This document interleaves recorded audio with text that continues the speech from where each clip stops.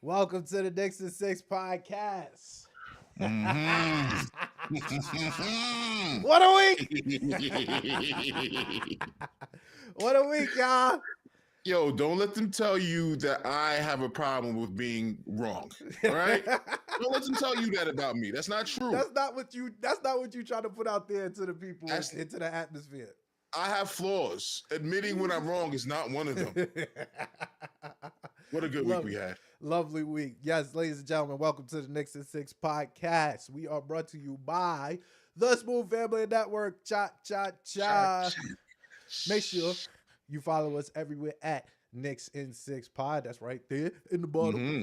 Knicks in number 6 IXPOD. Yes. Make sure you follow the pod, follow the network, obviously everywhere at Smooth Family ENT. And you can follow me everywhere at Frostman Guru. Mm-hmm. And Sean will find you. We not doesn't that sound creepy? Yes, indeed. We're not gonna waste no time because we basically just had a whole pod before the pod. Because man, listen. Oh, yeah. When I tell y'all, we just had a good show amongst ourselves. Whoa, boy, did we have a good show? Yes, indeed. It was a good show. All right, so let's get into it, man. We're gonna start off, as you know, with the recaps. So, man, listen. It's a week. 3-0 week. 3-0 week. We don't bury leads around here, as y'all know. I like how ready you are for this also. Yes. This fastest intro ever. Yes. Oh, because I gotta get to it. I gotta get to it. It was a week. So we both predicted a 1-2 week. Yes, right? Correct? Yeah. We're correct about that. And we were wrong. Yes. We were wrong. Yes. Yeah. It would have time to be wrong. Congratulations to the Knicks. For as many times that I've picked a perfect week, what a time to be wrong. Yes, indeed. To be that wrong. Yes, indeed. All right, so we can start off with the Knicks. Knicks slayed the Kings. Kings came in winning 10 of the last 11 after they fired their coach, Mike Brown. Doug Christie is their current coach. Yeah. Man, listen. What a game. So I'll say this. A lot of people don't like blowouts, right? I'm a good fan of a good game, back and forth action where we pull out the win. But I can't lie to y'all. I love a comfortable win. I can't even fathom. Like, I watch these games with enough level of anxiety, right? Where I can appreciate both sides. Where it's like, hey man, it's a good game. Yeah. It's anybody's game right now. And I can appreciate, like, hey, we smoked these niggas by the mid-third quarter. I feel like it should be medically prescribed that we have a certain amount of blowouts just so that as a fan base, yes, indeed, we can be healthy at the end of the season and not be so anxious-riddled. You know, you're full of anxiety and nervousness and just jittery. Like, no. All right. And this is good for the heart. All right. So the storyline of this game specifically is, and I'm so glad you said that specifically, it is good for the heart. Yeah. You know what else is good for the heart? His name is Josh Hart, man. Listen, 2018 and 11, man. Yes. What? Not an all-star. Yeah. Wow. Yeah. Wow. Yeah. Wow. Listen, why is that so wild? Because that's as the fifth option on the team. Can we put this into perspective, right? All right, Josh Hart had the best stat line of the game, right? Best stat line of the game. That's saying a lot. 18 and 11, 8 for 14 from the field, 1 for 2 for 3. Two blocks. Easy call. 2 blocks, 1 steal, plus 17, plus 17. Mm-hmm. Let's go through a couple. Minutes. Let's go through a couple. I want the minutes in there also. In 40 minutes. In 40 minutes. Let's go through the other stat lines. All right, Captain Brunson. 20, a very modest 25 and 11. That's the average, right? He's averaging 26 and 8. So a slightly above average regular cap game, right? This is what we expect from our captain. OG Anunoby. 4 for 7 for the 3-point line. 33.3. 12 for 18 from the field. Listen. This is an ass whooping. I want y'all to know this. This is an ass whooping. Yes, everybody clicked. And that's not even to say it. We got OG. I'll give OG the second best stat line, right? I'll give Cat the fourth best stat line. Mikal Bridges with 27, 7, and 5. Yo. Yo, what was he doing out there? Sean, what was he doing out there? We was rooting for Cat to get 2 more points. We were so greedy. We were so greedy that we was rooting for Cat to get 2 Not only were we rooting for Cat, so was Tom Thibodeau. He put him back out there in a blowout to get the 2. Yo, Cat had like 11. Shit over on the way to the press conference, like knocking people out the way. Cat had like 13, right, in the blowout. Tibbs put him back in the game like the maniac he is. Thank the Lord. Thank the Lord nothing happened, right? Knock on wood. Oh, but please. I thought that was the most insane thing. Like out of everything that happened in this game, right? Everybody going crazy. Tibbs putting Karl Anthony Towns back in the game up 30 to get 7 points. He's a player's coach. That's a player's coach. Is that not so play? I would never ever do that. I would never ever do that. My guy Tibbs. He does it for the players. He does it for the people. He does it for the parlays. He does it for the people. Is Tibbs a man of the people? These are questions. The people. These are questions. Are they not? These feel like questions. Well, once again, on record, there's no other coach in the league that I want to win a chip with other than Tibbs. Tom Thibodeau. I want to win with Tom Thibodeau more than anybody else in the league. There's no coach you can say in the league. There's not one you can say that I'd be like, nah, I'll take him over. I'm taking Tibbs. He gets us. He knows us. He loves us. He works hard for us. You know he does. Yes. Oh, come on, man. Every game is like, do it for Tibbs. The players know he does it for them. Oh, it's beautiful stuff. I love it. This was a good game. This is a good game. Up to note, I want to specifically point out the fact that I'm now debuting a new name for one Mikal Bridges. He is now known when he is in his mode as Mikal Catraz. Mikal Catraz. So, brought to you by the man who gave y'all great defensive nicknames. I'm giving y'all on this podcast for 3 years. 3 elite defensive nicknames. Elite defensive. San Quentin. Oh, yes. San Quentin. Y'all forgot about my man San Quentin. That's Chef's work. OG, the warden of Guantanamo Bay. And the great Mikal Catraz. Mikal Catraz is my favorite one. I'm going to tell you why. Specifically because I watched De'Aaron Fox be rendered useless for how many minutes did Mikal Bridges play? 35 minutes. He was useless out there. He was doing nothing out there. Fucking cardio, working out there, doing nothing out there, not impacting the game. Shout out to Domas. Domas was balling. That's the same line. He won the Cat matchup. I'll give him that. The problem is that everybody else on the court lost their matchup. Yes. At what cost did he win that matchup? That's so true. Because what the fuck was going on out there? We was cooking them. I love the fact that it to be fair, like we said, like this felt like a schedule loss, and it did. It had all the makings of a loss.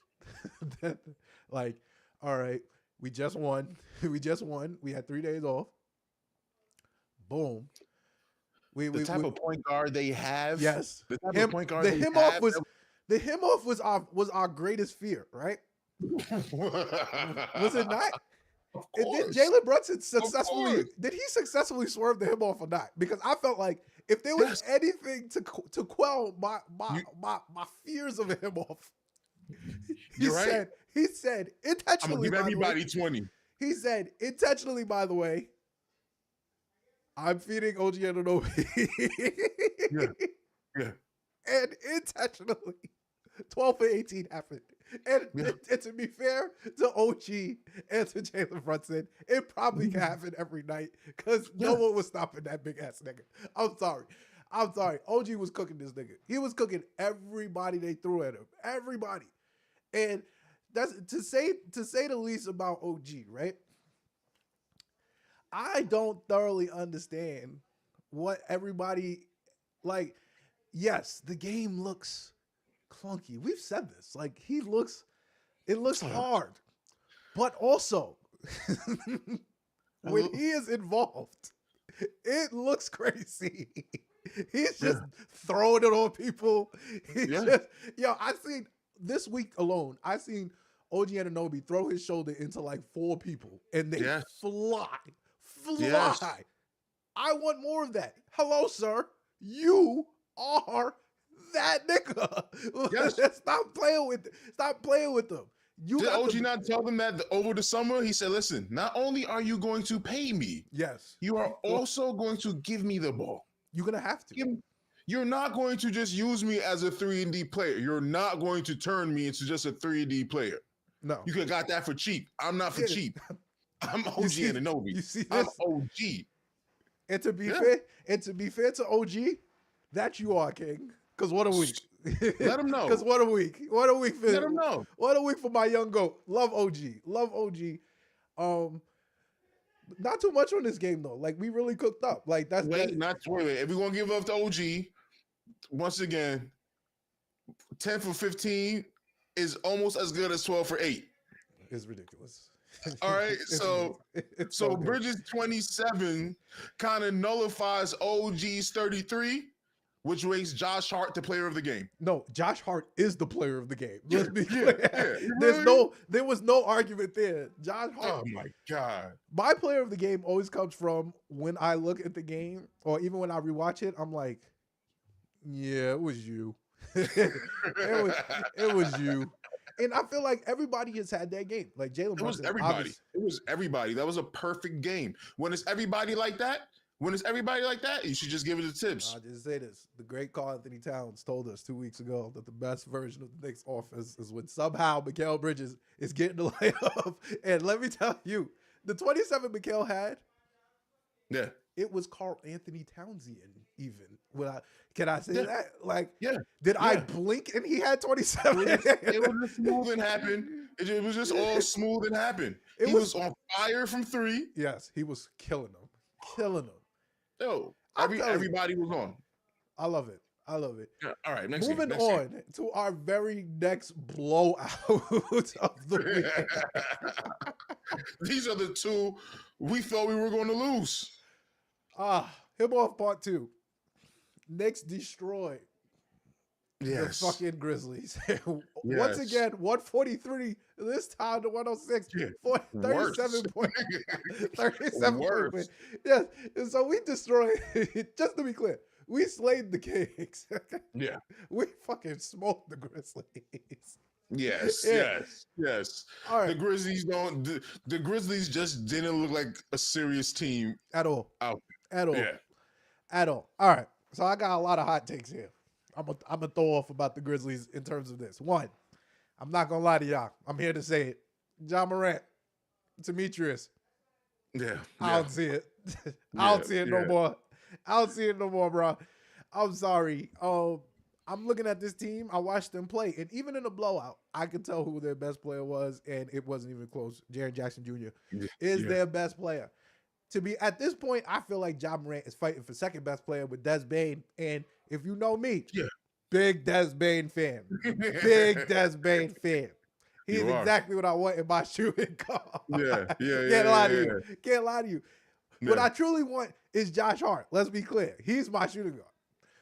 But if I had to build a prototype shooting guard, if I wanted an actual shooting guard to shoot and play defense, his name would be Des Bane. Listen, Ja, man, I gotta look up the turnovers, man, because it felt crazy. It felt like how we had Rayford, because Rayford, to be clear, the week before we had Rayford. Rayford had 10 turnovers. No one spoke about it. No, it wasn't that bad for him. He had 4 turnovers. 4 turnovers. It felt like he was playing a nasty game, did it not? Yeah. It felt like he kept making bad decisions. You know what it was? It wasn't necessarily the turnovers, right? It was the fact that his shit kept getting put. Like every time he came into the paint, it was either a turnover or he was going up and he was getting his shit put. Like, or he was trying to, like, I thought that he would try to catch a body. Every time he tried to go up, we swarmed him. We swarmed him, and it was because when you get past that guy, you got to deal with that guy, and then you got to deal with that guy. Yes. And to a certain extent, we kind of made the decision that Jared Jackson Jr. would have to beat us. And I don't think that was the best decision, but I think Jared Jackson Jr. to himself kind of put himself out of the game because he kept fouling niggas. He kept fouling niggas, which he has the same problem that Cat has, truly. Like it's like the effort, love it. And he's a better defender than Cat. But also, when you see the foul, when he fouls, it's a dumb foul. It's a dumb foul. You get what I'm saying? It's not necessarily like a foul. Like all Cats. And do you really want to hear Clyde say that all night? Yeah. You didn't have to do that. You didn't. Because that's really Cat fouls. If you really think about Cat fouls, like Cat might get one like good foul where you like, yeah, he going that's a good foul. Up for the ball. It was and they just call some bullshit, right? Arm, whatever. But most of Cat's fouls are some bullshit. Like it's him doing some stupid shit, like either reaching in or trying to hook a nigga. Like, bro, you're way faster than everybody on the court. Just move them. Just move them with your body, not your hands. So I saw your man Jaren Jackson Jr. And to be fair, he was cooking. He just could not cook. They was just down 20 the whole game. Because John was out here doing some bullshit. So how am I supposed to feel about Ja Morant? Y'all had him and Jalen Brunson conversations. And I'm here to let y'all know I'm offended. That's a lot. I'm offended. That's a lot. All right. That's I mean, I get it. I'm offended. I stand by it, but those are strong words. At this point, does Ja Morant look like a franchise point guard? Oh no. He should be with like LaMelo. He should be somewhere where he could go nut. He should be in the Wizards. He should just go and just flex. He's on a good team though, but they're not winning because of him. That's the problem. Right. That's the problem. You need to get value for him. You need to go get something for him. This Grizzly team, like we smoked them. Like, let's be clear, we smoked them. But like the Kings, they came in losing one of their last 8 or 9 games, 6 or 7, 8 games, and like that's with Ja in and out of the lineup. So that's telling me already y'all got mad good bones around Ja and around like even to even say it like. I'm not gonna say Ja not franchise point guard, all right? So like, yeah, she's good enough to be a point guard, like that can win you games. But also, it's like, bro, you're definitely not gonna be the reason why we get over the hump. Like, I don't have that level of like just watching him play us. Like, we're a good team. Let's be clear. Like, we're not like I think he faced a good team. I think he faced we're a litmus test. To be clear, like I look at it like we're a litmus test, right? Like just how we look. We're like how we used to feel about the Spurs. Yes, we're a litmus test, though, right? You're gonna come in here. You gotta play Jalen Brunson. Not only that, are you a point guard? If I'm a point guard, right? And I know I'm coming into New York. One, I know I'm gonna have to face two of the top 10 best wing defenders in basketball for sure. Like if I cook one of them, guess what? The other niggas on me. Like that's just the truth. That's just how it works. Yeah. So at the very least, I either have to come in and think about the game. Think about the point guards that have beaten us, right? Do they come in and start cooking us? Trey didn't come in and start cooking us. No. They warm up. They make adjustments in the second half. Yeah, like they build up to it. Yeah, John came in there trying to cook us. Frame one. That's his game. This is his game, and that's why they lost. That's why his game is always has a fast break vibe to it. Even in the half court, he's not the one. It always feels like there's a fast break vibe to it. He's not the one. He's not the one that's gonna get them over the hump. And SGA kind of really gave us a cleaner version of everything we liked from Ja. Anyway, there's no reason to like. We have better options. We have better Ja at home. Like we don't even need to. Yeah, even with Shea, even if Shea decides, all right, I'll even give you that. If that was Ja's mentality, right? Even how Shea do it, Shea could cook us in the first quarter, right? But Shea not cooking us the whole game. But that feels more intentional than it does feel like, okay, like Shea just can't out of cook it. us. Like That feels like more so like, all right, like Isaiah fucking Joe has 21 points. Maybe I should feed this nigga. Right. You know what I mean? Or what's the other nigga that cooked this? Andrew Wiggins. Aaron Wiggins has. Wiggins. Yeah, he's out here cooking us. So like, Ja don't feel like he got no. It's not even. I'm not even saying it's an IQ issue, but it kind of is. Like his basketball IQ is like, bro, dogs, you're too talented to be playing like this. Really, like that's how I feel about him. I feel like the nigga's way too talented to be playing like this. He's had a terrible 2 years, and within those 2 years, we've all questioned his IQ in one sense, one way or another. real. And it seems to translate a little. You can't just always just struggle, because when all skills are close to even, you know, that IQ shit is going to, you know, stand you apart. What you know what to do, you know where you at. You just horsing it. I'll give you. And the niggas kind of tired of your shit. Yeah, I'll give you this. Us being a good team allows me to see that a little clearer. Us being a good team we're Spursian. Because bro, when you see niggas doing nut shit, like I'm not gonna lie to you, this game was funny because I saw like 7 straight turnovers. Where I was like, dogs, what are y'all doing? Yo, is this the game that Mikhail had to? This is the game that Mikhail had to oop. Yo, what's that's the game that dudes boomed it on them, and it's the game that Precious boomed it on niggas. You get what I'm saying? Like, I'm looking at these turnovers, and I'm like, bro, yo. We didn't even talk about Precious week. Yeah, no. Come on, man. We spend the time on these game cap recasts for real. You're right. But even if we could talk about how our bench really stepped up, like that's the reason why we was blowing these teams out, because Tibbs, to be fair to Tibbs, come on, man, fucking crazy, has made a decision. No, and I swear to God, this is my conspiracy theory. I swear to God, Tibbs, you sly motherfucker, because I'm convinced now. No one can convince me otherwise that Tibbs was not pushing the minutes up specifically to get both of his niggas in this All-Star game, to get them to secure the All-Star group, All-Star berth, because literally,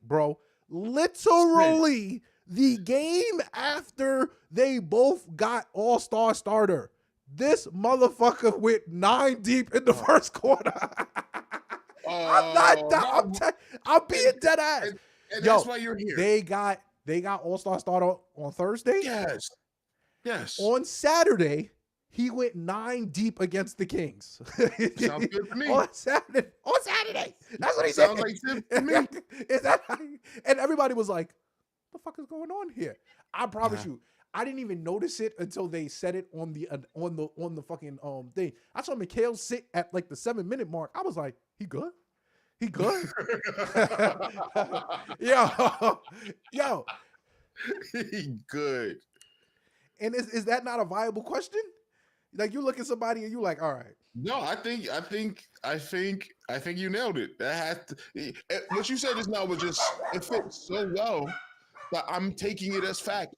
It feels like I'm going to walk these streets with that in my back pocket. Like, listen, all that minute shit y'all was talking, have you seen it since All-Star announcements? Bro. No? So he just made sure his players got theirs, right? Mm-hmm. Right. Okay. Now, team ball, we stepping up. Everybody in there. We know. Hey, player coach. Cody. Look at Cody. I'm seeing Mikal Bridges 35 minutes, OG Anunoby 35 minutes, Cat 28 minutes, 36 minutes in the Sacramento game. In the Grizzlies game, yep. OG 34. OG 34. Oh, this nigga's a bad man. 25, 27. Preston got 20. McBride got 24. Oh my God, this nigga's hilarious. Oh my God. Wait till we get to the next game. Yeah. All right, so let's transition to the next game, right? So to come on to the 3-0 week, the game we actually did choose we was going to win. Oh man. And how bold of us to just have that confidence. Hey, listen. Here we stand. Listen, I'm here to tell y'all, we're good at the sport of basketball.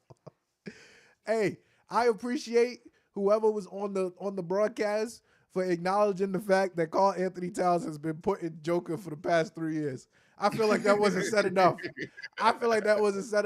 And it was said on the broadcast. I give them credit. They said it on the broadcast. And I was like, yes, like, We don't fear the Nuggets. Y'all niggas fear the Nuggets. We don't fear them. Why would we fear them? We've been putting them. And also, shout out to Joker for also stating that we've been putting them, because he said that. He was like, in the post game, he said, well, he did. We ain't beat them in a minute. So.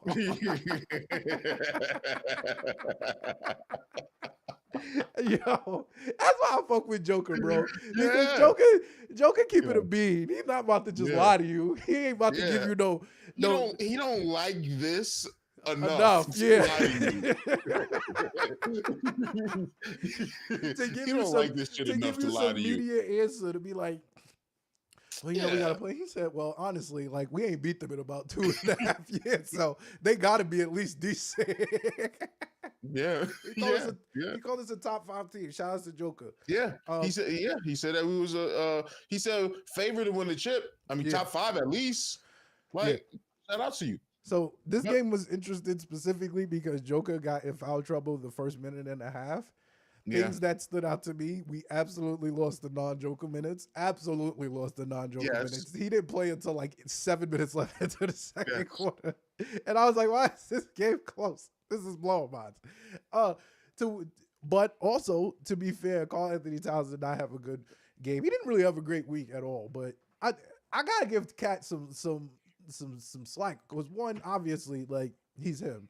But also, bro, the thumb is clearly bothering him. It's extremely obvious as I've ever seen an injury in my life of someone literally shooting who couldn't miss before the thumb injury, and then who's shooting erratic after it. I think he just needs to get he got to get more reps and get like the pain management. So I'm not worried about it, but just to point out that he didn't have the best. He had the worst week and we went 3-0. That's some shit. Like, that's a thing. Like, we need that. we definitely need that. We definitely need to not have to overuse him. Yes. This game stood out to me specifically because Jalen Brunson just decided this game that he was just gonna remind like niggas that he is absolutely that nigga, and I appreciated him for that. 30 and 15, man. 30 and 15 is saying a lot, because I texted you. And I said, hey, I am seeing both Hinson and Dimeson. And I ain't gonna lie. This shit looked amazing. 30 and 15 is nothing to sneeze at. You understand how much chips you got to be getting to get 30 and 15? That means, and it's a 10-point win. It's not even like this was another blowout, even though it mostly felt like it.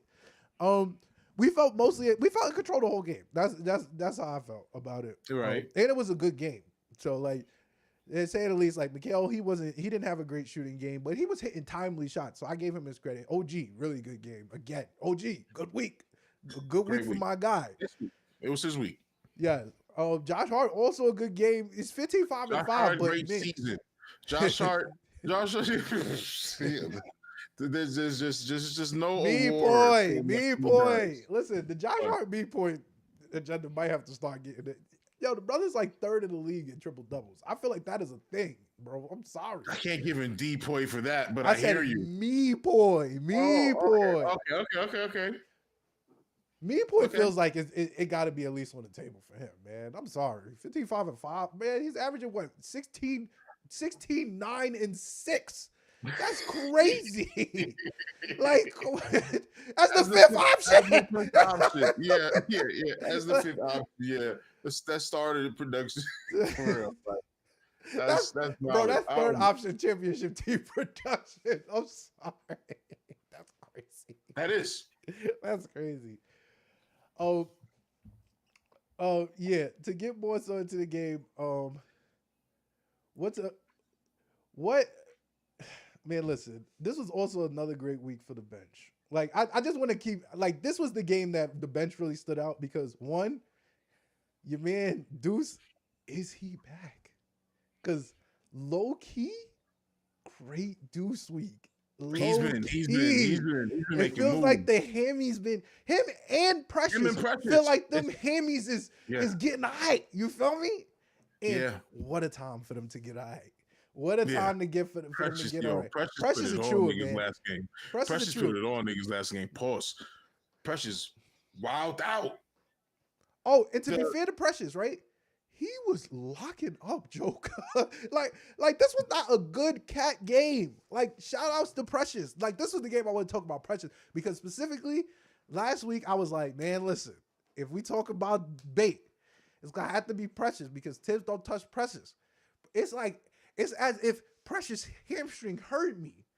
On the pod, like, yo, bro, niggas trying to get rid of us, bro. Nah, we can't have that happen. We can't have that happen at all. Cause Precious balled, he balled like he was Kobe this week, nigga. Like he was hooping. He was hooping, booming it. Taking good shots, not taking bad shots. Like not like even with Precious, it felt like he was doing too much. But what is a bad shot look like when you have campaign on the court? So it's subjective. It's subjective. Yeah, all right. So now that we're talking about it being subjective, now you have to ask: are you okay with the Precious finger roll that we see? And that's real, right? And that's real, right? Are you comfortable with the layup I'm package? okay with that.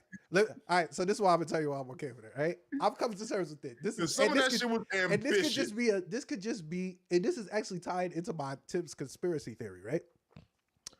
If this is the time, right? Like the trade, like this is our trade deadline, pre-trade deadline special. So by next episode, we'll know our team.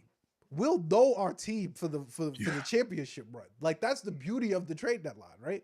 Yeah. If they tell me, right, yo, this is our team. Like if campaign makes the cut, that tells me I gotta live with the campaign nut shot. If Precious makes the cut, we need the campaign nut shot. Pause. Then that means I gotta live with the campaign. I gotta live with shot. the Precious figure roll. That tells me. I pose the question. We got to. Hey man, listen. Tibbs gave them more minutes and they produced, bro. That's what happened.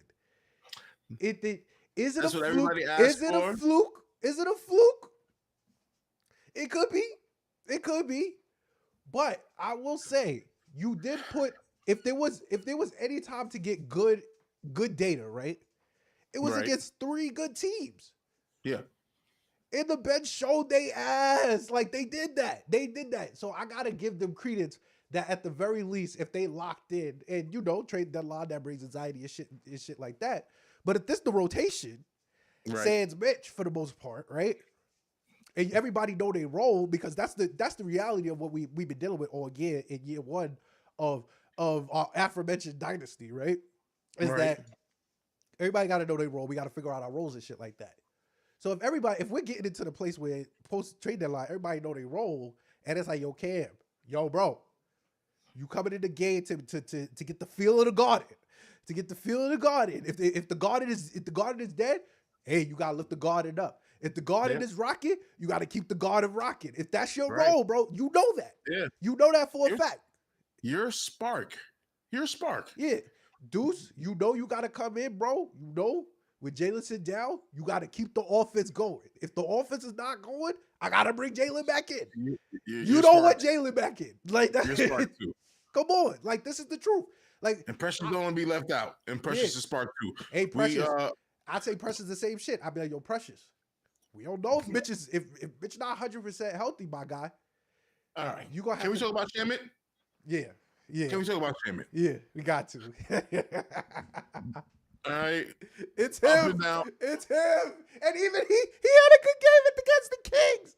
He did have a good game against the Kings. He had a good game. And he didn't do particularly bad against the Grizzlies either. 2 for 4 from 3, 6 points. What, 12 minutes? He can a little more, but he's opening up the bench. It's spreading the minutes around. More so, the Dallas game wasn't a blowout. It wasn't. And the Dallas game was. After the Dallas, the Denver game wasn't a blowout. And the Denver game wasn't a blowout. And the minutes there kind of tell you more so what you would hope the regular minute rotation would be. Yeah. So what do you got there? Bridges 37, OG 39, Wingstop. Towns 30. Some of that was fouls. We saw early foul trouble. Brunson 36, Hart 34. Precious 26. McBride 22. Payne 12. Is that about right? Yeah. But that's still 8. So then it comes down to Shamit. Shamit had about 2 good games this week. Yeah. He didn't have much time against the Denver game, and that was a closer game. So even if he touched the court, I'm not sure if you could really call that really going 9 deep. Well, he's gonna go 9 deep. He's gonna go 9 deep. But my whole thing is, this is my thing. If we get to next week, right? Matter of fact, we gotta say this. Mitch, we gotta say this for the trade deadline conversation. We get ahead of ourselves. We're done with this game. We're done with Denver. We're done with all these games. We won 3-0 this week. We're amazing. Indeed. All right, so before we get into the trade deadline conversation, for sure, we got to make an acknowledgement here. Shouts to Knicks Hits. Y'all already know what time it is. It's time for Knicks Hits. Oh, we got to make an acknowledgement here, right? All right, so NBA.com. No. MVP ladder. Yeah. Hey. Yeah. Which speaks to our guys is here. Our guys is here, man. So NBA.com released their latest NBA MVP ladder. Jalen Brunson and Karl Anthony Towns are 8th and 4th respectively. Yes. Jalen Brunson's debut on the MVP calendar. Bravo. Well deserved. Yes. I forgot I got clapped up. My God, I'm sorry. I'm not even gonna do y'all like that. I'm not even gonna do it like that. Y'all already know how we do, man. Y'all already know how we do. I wanted to bring this up specifically because this is just confirmation and vindication for me that the people that actually know basketball know what they're talking about, right? Like, because, man, listen, we got the best point guard in basketball. We might have the best big man in basketball. Like, that is at the very least on the board, and that is at the very least is contingent on the fact that we need 2 MVP spots on the ladder. So I respect that. That. Shout out to my guys. And obviously, I don't believe that they'll win MVP just due to the fact that they're more of an MVP tandem, right? Than it being more so of an individual award. Like Joker, he's gonna win. He or Shane gonna win MVP because, right? I heard this shit the other day. You know, Joker has never played with another All-Star in his life until Russ came. Like legitimately, like he's never played another. That is rare in this Russell modern Westbrook age. Is the very first All-Star. Oh, and DeAndre Jordan, if you got DeAndre Jordan. But he's the very first All-Star he's ever played with. Like, it's fire. Good for him. He's amazing. That warrants Joker's not real. We got a lot of unreal players in the league right now. We have like a ton of like super talent. The rule changes kind of help also the style of play, the 3-point line, all of that. But Joker's him. Yeah, so if we're looking at top two point guard in basketball, top 2 big men in basketball, makes sense. Makes sense to me at least. I don't know if it makes sense to the rest of the people, but it makes sense to me at least. I think the order is correct. I like that because I heard that this week. Brunson should have been. He's the captain. He should, but Cat's impact does equate to Randall and Dante combined. Yeah. I mean, I don't think that the order should switch. I just think that you have it's an acknowledgement. Bro. No, it's perfectly fine. I think it's that perfectly fine right now. The problem is that people like, and as y'all know, I'm the biggest Jalen Brunson fan out there. I don't give a fuck what none of y'all talk about, to be honest with you. But the reality of the situation is that even Jalen Brunson recognizes that, bro, I need a big, bro. I need a big that can literally do what I do. Take the gravity of what I am. Do what I do. You know, like I said it earlier. I said it real early in the season. They do a lot of the same things. They're very similar in what you expect to get from them. And I agree with that. I agree with in the same way that I agree that Randall and RJ were the same person. I think Cat and Jalen Brunson are the exact same player, just at different sizes. Like Even the fact that Karl Anthony Towns is the best shooting big man in basketball, and this nigga be trying to dunk on people. What are you doing? Like, what are you doing? I be like, bro, I don't need you to get hurt. The shot is open. Just shoot it. I wish you shot it more. Yeah, I agree. But it makes sense. We can get you open because we could keep the defense honest because we have so much talent on the court. Yeah, and it makes sense because it's actually even the smarter move because you know I can shoot. You know I can shoot. What you may be iffy on is the fact that I could go by you, and if I continuously go by you, then you have to play me. Then you have to play me. You're giving me space. You have to give me space, and now I'm gonna boom you from three. That's just smart sport. Like that's just how you play the sport smart.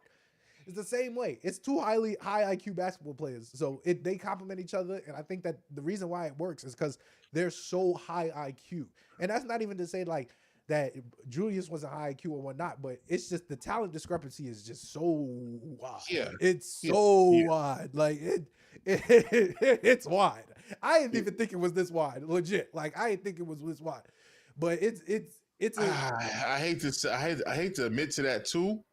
I hate to because the difference is they can have the same stat line, but it looks in the Knicks uniform. They'll put up kind of the same stat. It's just a different level of respect. I'm not even gonna lie to you. No, not even that. It's a different level of effort and taxation on the team, on the court. Like it's so much harder. Yo, a Randall basket was a lot easier to see. Yeah, no, I agree with that. That's what I think it is. Because that shit is just so effortless. I think it's a respect from the opponent thing. I think it's more so it's a fear. It's a fear factor, right? If you look at the fear factor, they can average the same amount of points, right? You average 25 and 10 and 5. Like just say they both average that. The reality of the situation is that you know how Julius gonna get his points. It's like, yo, if Julius cooked me from 3, bro, then fuck it, he had a good night. Right. Like that's just what it is. He will try to bully you. Yeah. The game plan is that, hey, my guy, you don't want this nigga cooking you at all because he'll hit 12 of them shits in a row. Like legit. Like it's legit. True. It's true. So shout out our guys, man. I mean, this season, I'm loving it. I have no complaints, legitimately. Like you have no complaints? Well, you talking about our team. You're not talking about the All-Star like we were talking about. Oh, obviously I have a complaint that Josh Hart's not an All-Star. Like that shit is some bullshit. But I think next year. This was the prequel. This was the prequel All-Star. Yeah. Yeah. He has to do it again. And then he deserves to do it with not being the highlight person and then creating that you are. Yeah. It's that's fine. That's fine. How do you feel about LaMelo not being on it? We talked about it last week. I know I did. Yes. So the streets will tell you that LaMelo Ball shouldn't be an All-Star because his team sucks. Yeah. I agree with the streets a little bit, but not that much. To be honest with you, I don't really care. It's a popularity contest. Put LaMelo in the game, bro. Like, what y'all doing? Y'all bugging. The All-Star game is 100% a popularity contest. We used to have old heads just taking up spots and not even playing. Yeah. Like we should just give away All-Star seats to cats. Y'all was giving out legacy spots. Right? Dame caught a legacy seat. Dame shouldn't be in here right now. Absolutely not. Like, come on. As much as y'all hate Trae Young should have been an All-Star. Him or LaMelo out and took over Damian Lillard. Him or LaMelo out and took over Damian Lillard. Trae is such an All-Star weekend type of player. How are we not watching him? Y'all not trying to grow the game for real, right? Yeah, you're not serious about this. You're not serious about this shit. No, for real though. Y'all ain't trying to tap into the youth. Product on the court. Y'all ain't trying to tap into the youth. Y'all ain't trying to tap into the youth. Y'all bugging. Yeah. Y'all all bugging not having LaMelo Ball. I'm sorry. Y'all all bugging. They all bugging not having LaMelo Ball in the All-Star game. That nigga had the Ball brothers court side, and that would have been. And LiAngelo running tweaker. Man, come on. Y'all ain't trying to produce, man. Y'all not really trying to produce. I'd have made the call. Adam Silver, you're supposed to make the call. Yeah, you missed out on the moment. I ain't even gonna hold you. I'd have made the call on Wednesday. I'd have said they'd have gave me the list on Tuesday. You got the call from Adam Silver, Commissioner. Hello, this is Commissioner Adam Silver. Hey, I'm looking at this list. I don't see. I'm not seeing LaMelo. Like, Where is he? Oh well, the coaches decided that he wasn't worthy of an All-Star. Yeah, but here's the thing. He's averaging 29. Yeah. And the nigga's brother just dropped. The Heat for the streets. I'm gonna need y'all niggas to find his way. I'm gonna need y'all to find him on the All-Star team. That's what David Stern would do. God rest his soul. From last in attendance to 21 in attendance. Yo, your man Adam Silver, bro. He be trying to make things fair. No, nigga, no. No, make it good. Make it good. No one cares about fair. I just for All-Star weekend. For All-Star weekend, no one cares. None of this goes against anybody's record. You need to make it good. Right. You need to make it good. No one's watching the dunk contest with Mac fucking McClung, nine-time dunk contest G League champion. I'm not watching it, bro. Like, I'm sorry. Like, I really do want to see the stars in there. I want to see them. I don't even care if assume that after 50 years of basketball or wherever we're truly at, that we've seen all the dunks. Assume that we have reached the point that there's not really a new dunk you could do until that's fine. I'm fine with that. How about this? Bring the stars in there to do the best of what we got. Yes. How about get the most athletic niggas and let's just see them jump really far. I bet you that. Let's see you double clutch like this from 3-point land because Zion Williamson, nigga, you want to jump so far? Like, come on, bro. Like, what are we doing? This is silly. This is silliness. Yeah. I'm not dealing with the All-Star game. Y'all not even gonna put the fun niggas in the game. Wait. We got 2 starters in there. I'm absolutely dealing with All-Star. I'm there All-Star weekend. We are totally. Are you kidding me? I'm just saying. We gotta support it. They're gonna make it the best All-Star game. I'm just saying. When we getting down to 10, 11, 12 of the picks, like, come on, my guy. Come on. Why do I need to see these niggas here? Like, I'm not trying to see. Give me the recognition. I don't even say that. I'm on the show. Listen. Compromise. Give the other 2 niggas All-Star, but tell LaMelo and Trey they gotta play in the game. There is only one answer to all of this. Yo, Booker, so we can move on. There's only one answer to save all of this. Jay-Z. Hey, you need Jay-Z to take over like All-Star in the Super Bowl. Just like, all right now. Call Rock Nation and have them put it together. And I bet we got something. I bet we got a weekend. Indeed. All right, let's move on. We are 53 minutes in, and it is time to talk about what we are here for. This is the pre-trade deadline special. Okay. The pre-trade deadline special. Okay. All right. So as y'all know, we did this last year. We didn't do this last year. So it was a more interesting year last year. It was so much more interesting. So I feel like it's important for us to talk because, we're Knicks fans, right? So I would feel like this is really my first year. Maybe I'm not gonna say first. I would say maybe the 2012 season where I also felt like don't touch the team, right? Like I feel like going into the trade deadline, this is the second year I felt like this, and I've been a Knicks fan since I was 6 years old. So like I look at this like in a space where we don't have to do anything. It's a beautiful place to be.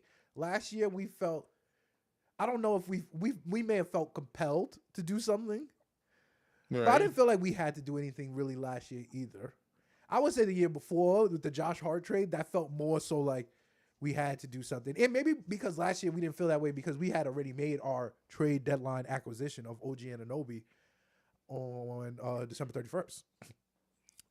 So when we get into what we need to do, we've been talking about this for the past 2 weeks, where we feel like, in my conspiracy theory kind of cancels this out in terms of like maybe Tibbs is changing with the minutes and whatnot, but we felt like we weren't getting enough from our bench.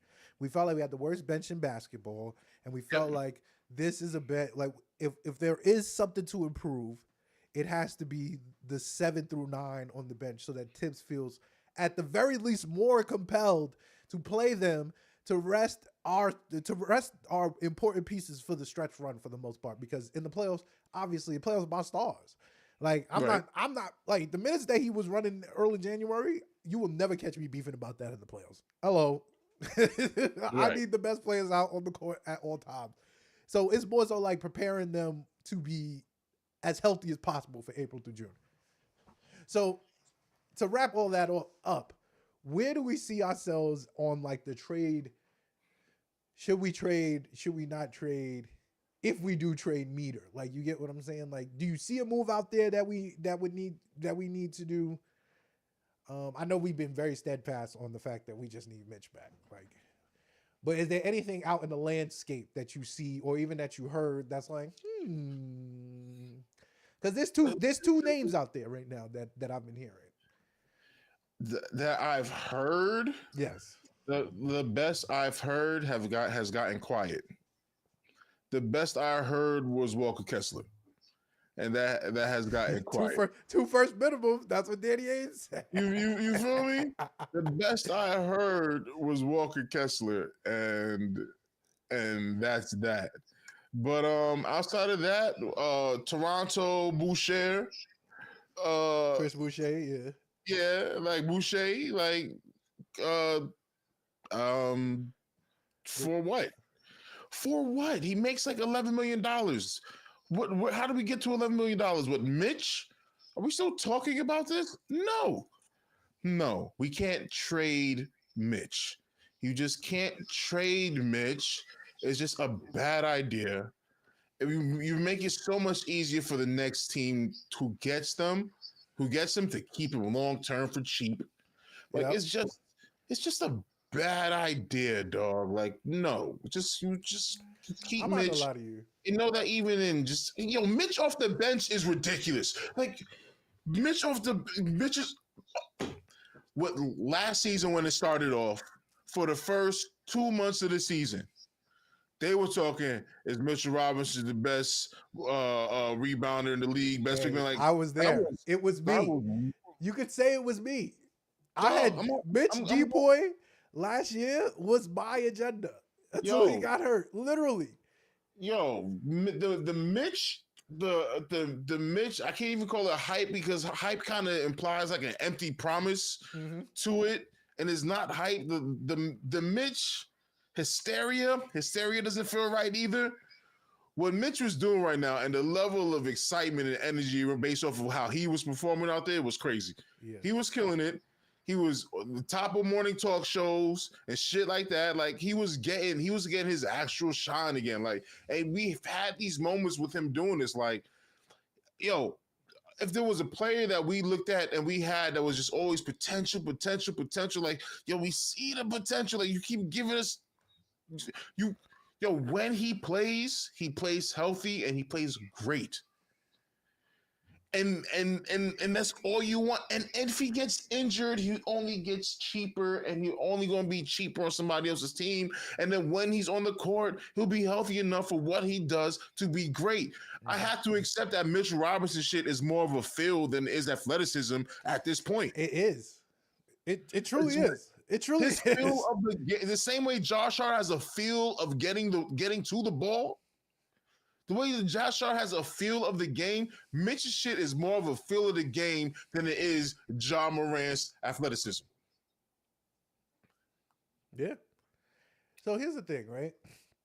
I'm looking at it like this, right? I put this in one of my chats this week. I think we'll relatively know, like, because the Knicks obviously are keeping it close to the vest and whatnot. Like they're not really, and we've always kept things close to the vest in the Leon Rose era. But obviously they keeping things close to the vest when it comes to Mitch's injury. Like we get in Ian Begley, we get a little bit of stuff like recently they said that Mitch is not doing no contact work. But he is running and jumping, which is fine to me.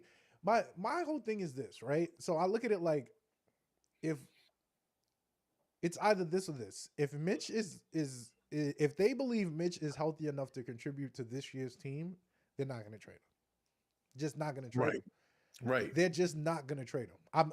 I believe that in my heart. How is he not healthy enough to, the word is contribute. Yeah. To contribute on this team for the playoffs? Yeah. And I think, and this is my whole point. 2 more months and just have him jog.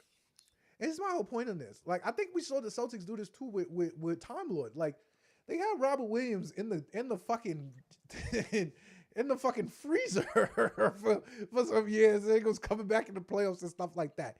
You get what I'm saying? So it's like, we have to look at it like this. Mitchell Robinson is absolutely a luxury.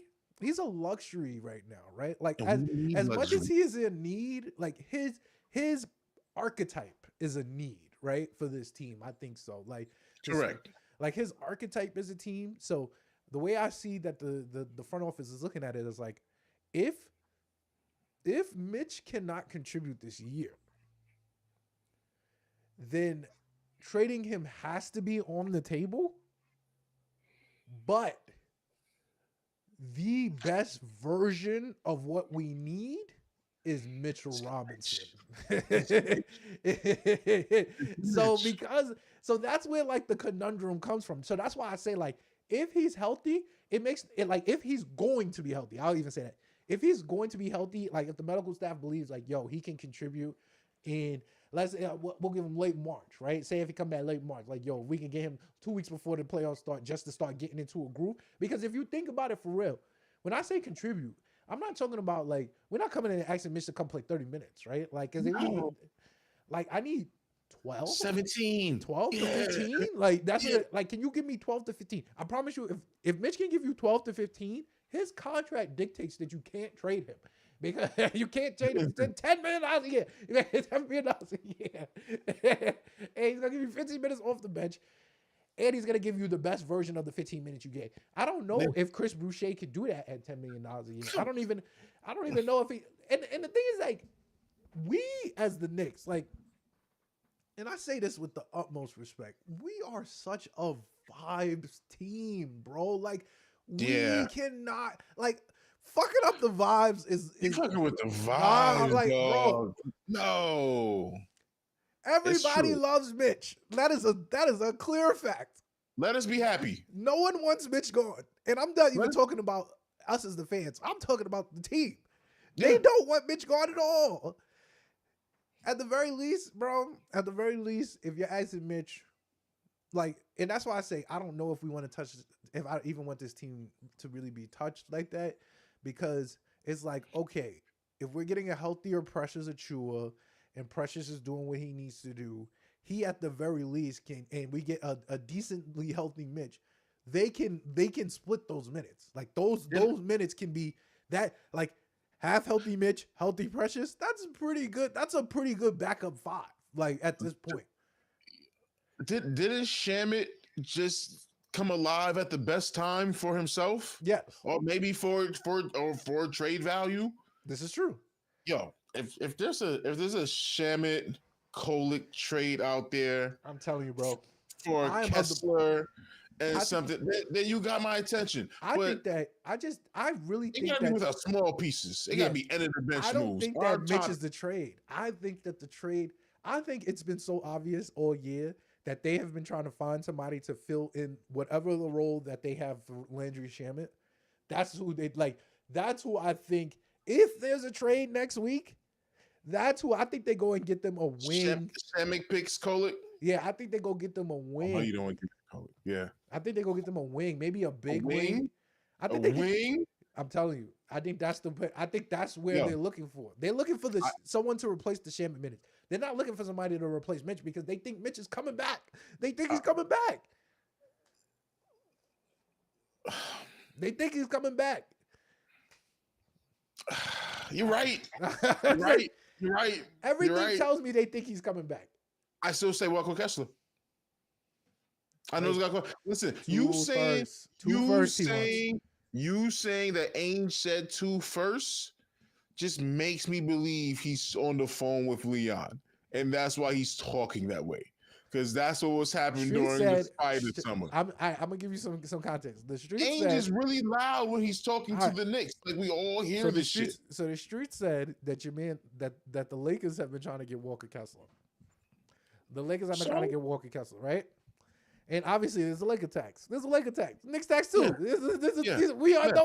Lakers know us. We know Lakers. It's a tax. That's the thing. The Lakers been in the tax situation as we are, but they don't have the access that we do. This is also true. This is also true. So if Danny Ainge is looking for 2 firsts, I'm not giving him two. I'm not giving him 2 firsts. You're not getting 2 firsts. You're not getting 2 firsts. I don't even understand why he would think 2 firsts is on the table. Like, that's the crazy part about it. Who is Walker Kessler? Is he him? Let me know.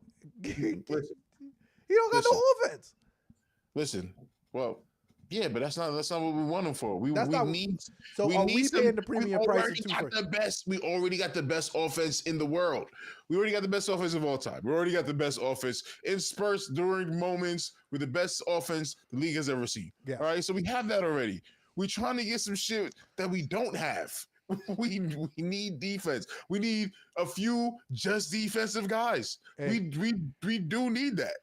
I agree, but are you paying the premium price that Danny Ainge wants you to pay? That's all I'm asking. Well, if you already know my trade for this shit, son. You already know my trade for. He doesn't want them. He doesn't want Mitch. That's not. He's not getting Mitch. It's not Mitch. He's not fucking getting Mitch. Walker Kessler and Mitch on the same team.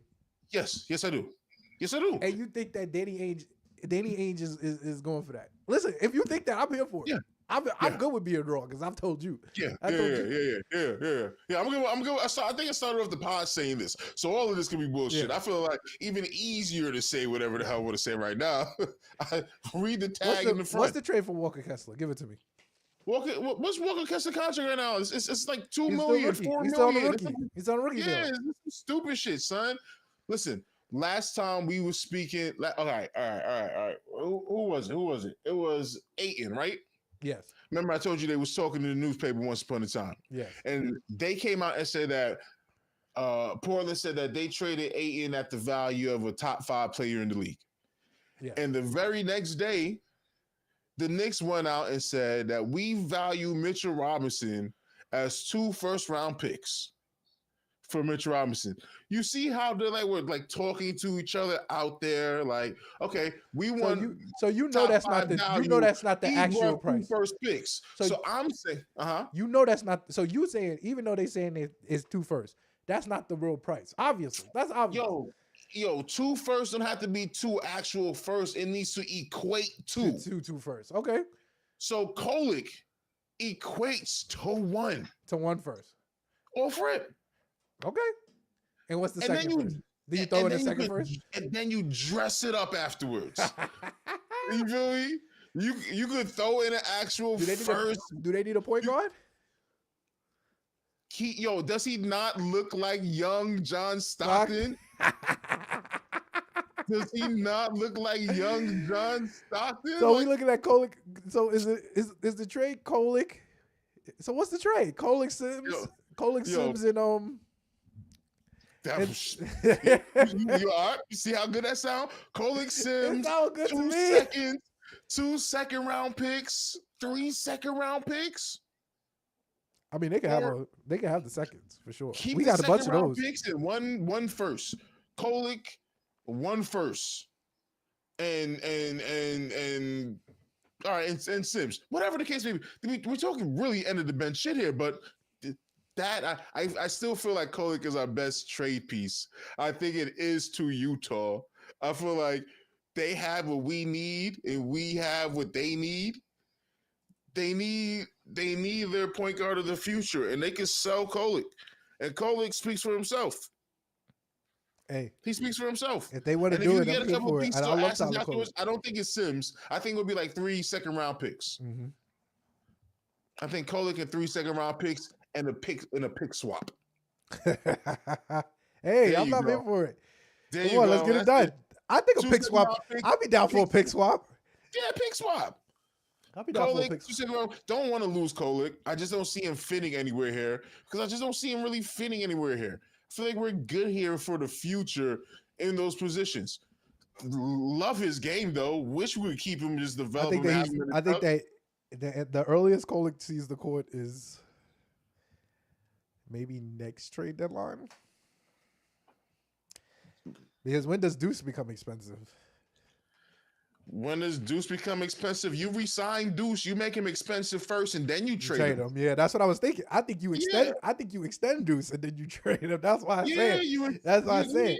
You get you extend him in a year. His contract's about to be worth 20 million. Because this is the second year of the 13 mil, right? Yeah, this is the second year of the 13 mil. First. This is the first year of the 13 mil. Yes. Yeah, you say yes. Yeah. This is the first. Yeah. Kolick might have to go. I'm not gonna lie. I love him. I love him. Kolick might have to go. Because if you got, but he has actual value though, and he fits there. He looked like he belongs there. He looked like he belongs in Utah. No, he looked like he'll be comfortable in Utah. No, listen, he definitely looks like he'll be comfortable in Utah. I'll tell you that. He got the Utah swoosh of the hair. Yo, that's come on. Send him somewhere where they're gonna love that swoosh. We got love for Kolick. We have love for IQ. We have love for all of our guys. Oh no, we need the chip first though.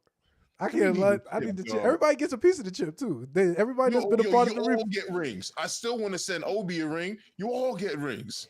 Hey, Obi might be on the trade block. He should, 12 million. 12 million. Now we'll talk to him in free agency. We're gonna get back. Yeah, no, all right. So my last point on the trade talk is that I wanted to bring up. I do think if there was ever a Mitch trade, it probably happened in the offseason. I think that it's too obvious that Mitch is the key. It's way too obvious that Mitch is the key to me. That's what I'm saying though. This is a very well built team, and I feel like the only reason why people can't get behind it is because they haven't seen it yet. And I'm telling y'all, the same way I told y'all in the preseason, it's gonna look nuts. I said this. I said it's gonna look insane.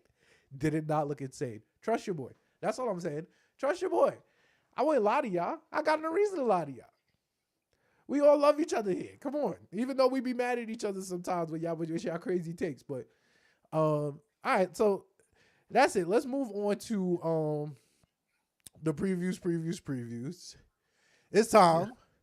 Yeah, when you look at other people's talking points about the Knicks, and you just got to get ugly face with it. I've seen nothing but a lot of ugly trades out there. Just so y'all know, a lot of trades. I'm just like, yo, dog, really? Just yo, what we have right now and what Leon Rose has crafted is so beautiful that if he doesn't trade anybody, we should still be very confident. Yes. If Mitch comes and gets injured and doesn't play again, we should still be confident. Our main point that we made this entire season that we have rich team problems. These are the problems of teams like the Celtics that trade 2 seconds for Derek White. That's the type of problem you are putting makeup on a beautiful, beautiful person. That's all you're doing. That's all you're trying to do. It's fine. We'll be good. Trade or no trade, we'll be good. And we'll know by next week.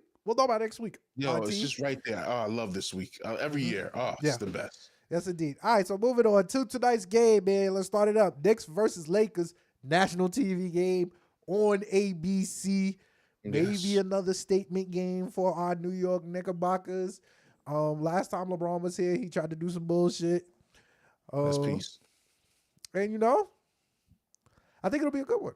I won't lie. I think it'll be a good game. I don't know. Oh, no, AD not playing. Oh, we got to win this game. Dog, we want to win this game. Dog, we're going to win this trip. That's the goal. There's only but 2 more teams left on this trip. Of just straight Western teams. Just, I mean, they're coming to us, but still playing against these Western teams. Kings, Grizzlies, Nuggets. Yeah. Knock them out of the way. We got the Lakers now. We got the next game next, and then it's Toronto. And you know what I mean. So, dog, the West has always been upheld as the big bad boogeyman to every team in the East. Even when you're good in the East, they're like, well, yeah, because it's not the West. So it's important to be good against the West when you play the West. Those games mean something. Like that bullshit really means something, though. Like it all means something. Being good in your conference means something. It probably means more or not. But being good against a better conference is like some braggadocious namesake shit that you just gotta have. Yeah, We're collecting accolades at this point. We need all the medals, all the trophies, all the bonus points, all the yada yadas. Mine. Yeah. Need this. Need to beat Obey and LeBron if it's just him out there and no AD. Need to. We got everybody playing. That's been playing. Yeah. I need to see some. You know what I want to see in this game? Yeah. Good precious moments. I need good precious basketball in this one. That's what I want to see. Good precious Achua basketball. Sounds like much of nothing. Doesn't matter. Nah, I'm here for it. No, important to me, dog. I'm here for it. I think we win this game. I'm fairly confident that we win this game. I think we're on a good roll. I like the way we're playing basketball. It's team basketball. Ball's moving. And I feel like I said this before. Like, you could tell when we lose. Like, it's very obvious why we lose. Like, and I think those are also rich team problems. It's like, all right, well, you didn't pass the ball enough, so you lost. It's way too many nice niggas on your team to not be passing the ball. So, you know? Yeah. So I'm now seeing this. I just want to say this. Clippers trade. Clippers Utah trade. Yes. So Mo Bamba went to Utah. I saw that with PJ Tucker went to Utah. Yeah. Mo Bamba, PJ Tucker, second round pick to Utah for Eubanks and Patty Mills. Yes. Okay. Ainge is working. Ainge is at the phone making trades. Send that boy over. Yeah. Send that boy over. Yeah. They just got rid of Patty Mills and shit. Get Kolek in there. Yeah. Oh man. Yeah, we win this game. We win. Yeah, we definitely win this game. All right, let's move on. I think this next game, man, this is the game right here, man. All right, ladies and gentlemen, I've been a very, very strong proponent of the Houston Rockets being a good basketball team. Ime Udoka, for all the nastiness he is and the selling of cheating on the along, because who does that? Only a maniac, dog. Truly. Yeah. Only someone that's truly locked in on the sport. If you want to look at that as a negative, you can. I think that the Houston Rockets. There's room to look at it as a positive. If you're able to cheat on the log, son, there's room in there to say that's in a sports perspective. Yeah. That's big dog energy. That's a little crazy. I can't lie to you. It's rough. You got to be a different breed, and you might need that different breed. I can't believe Houston is what Houston is. Not at all. Listen, I'm gonna tell y'all right now. The first time I saw a really good Houston game, I saw Amen Thompson Euro step Jaylen Brown out of his fucking sneakers for the game blouse. Gotta love it. And I was like, wait, what? What the fuck is going on here? So shout out to Houston. This is gonna be a tough one. I think it's gonna be a tough one. They're relatively healthy. They started Amen Thompson since Jabari Smith went down with a knee injury. I think he's been out for almost a month, and they got better. Starting the fucking superhuman. Man, that kid is good. I can't lie. That kid is good. You know what's good about him? For a lot of people that don't watch the Houston Rockets, he plays hard. He has like a Josh Hart motor with like Jimmy Butler level talent, which is saying a lot because Jimmy Butler level motor is also super high. The brother is good, man. I can't lie. He's good. He's real good. I love watching chaos in Miami as a lifelong Knicks fan. Oh yeah, and all chaos on South Beach is appreciated. To be completely transparent, I appreciate Jimmy Butler being the greatest sleeper agent known to man. Yes. To be the greatest, because if there was ever an organization I would wish pure pain on, It is the Miami Heat. Thank you, Jimmy Butler. Appreciate it. You know, I love Jimmy Butler. That's my guy. Hated the fact he went to Miami that I couldn't root for Jimmy Butler no more. But now that he's seeing how much of a shit poverty organization they truly are. Yeah. You know, I can't wait to start rooting for Jimmy Butler again. But yeah, this is about the Rockets. Do we win this game? I think it'll be the very next litmus test.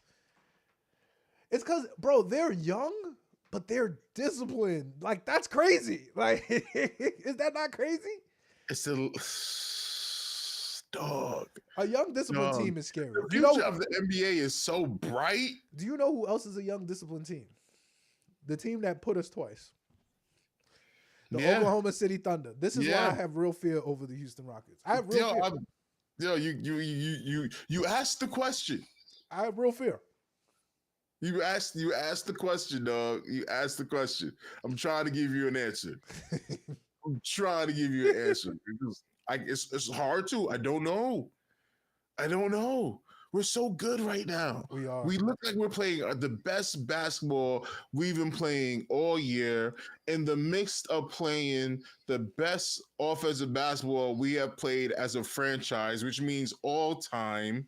They said this week this was the most points we've ever scored in a 3-game stretch, which is, we can see that. We had 143 points twice. Like oh, dog.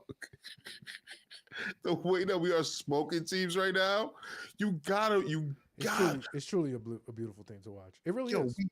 We gotta figure out how do we handle these guards. We gotta beat Houston. That's the next step in our evolution. I agree. Once we start getting these guards and shit down pat, and like you said, McAlcatraz, man. Let's do it. McAlcatraz has to be a thing. No, and that's how we win the chip too. Like I agree with this. I think that we have to click on all cylinders to win the chip. I just believe that we can. I believe I believe in the heart of the hearts. Like, I've seen it, and I think it's absolutely attainable. Like, if I thought we were having different pieces, and it was like, damn, we might need a little bit more time. Nah, I seen what it looks like when it's clicked. Ain't nobody seeing us, and that's just the truth. So I feel like we've been practicing all year. Like, when I said, that shit you said is living in my head right now, rent free. It's just there. Like, Tibbs, let them get their minutes off so they could get their all-star nods. Yeah. He eased up. Conspiracy theory. He eased up No, it's not that. It's not just that he eased up. He eased up crazy. It was a drastic change. And that's what it was, so drastic that Mike Bree said on the broadcast, whoa, look at this. Tibbs just went 9 deep in the first. I feel like if it's a drastic enough change that people are actively noticing it, like, I don't even think he meant to say it out loud. It more so just came out because it was like, what the fuck is this happening? I saw a tweet from Frank Isola. Frank Isola said, yo, we were all in the media room talking to a team that's playing good defense. No, talking to a team that scored 143 points twice, and Tibbs went 9 deep in the first. Everybody's in here confused as hell. Instead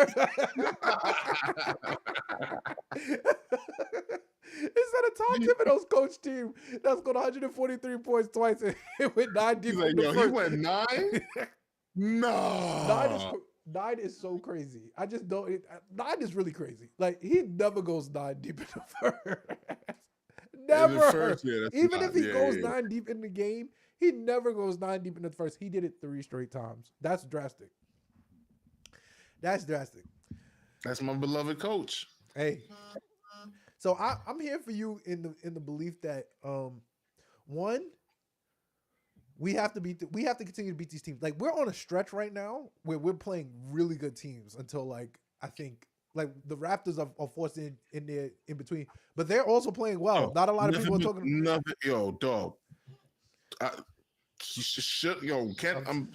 Look at the teams.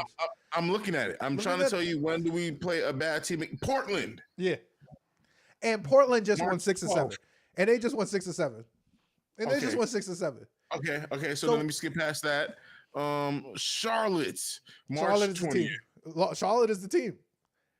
March 20th. So I'll say this. I think this is as we get into February, as we've been saying every month, like it's January, it's December, it's November. I think as we get into February, we start establishing ourselves as a top tier team. I think that what I'm looking for this month is for teams for us to start establishing precedent in the sense like, all right, it's not you coming to see, it's not me game planning for you. Motherfucker, you got a game plan for me because, hey, if you sleep, you will blink and we will have $140 on you. And if we're not shooting well, you're not scoring over 70. Right. You get what I'm saying? Like, I need that type, and especially against good teams. I'm here for the good teams. I prefer it even. Because we're a better team than these niggas. Yeah. Like we're not fighting with the Orlando. Like we like Orlando, but we're not fighting with the Orlandos of the world. We're not fighting with the Phillies of the world. I know one of my guys told me at the beginning of the season to watch out for Philly Knicks. Whatever. Yeah. Like, we wasn't worried about them. Right.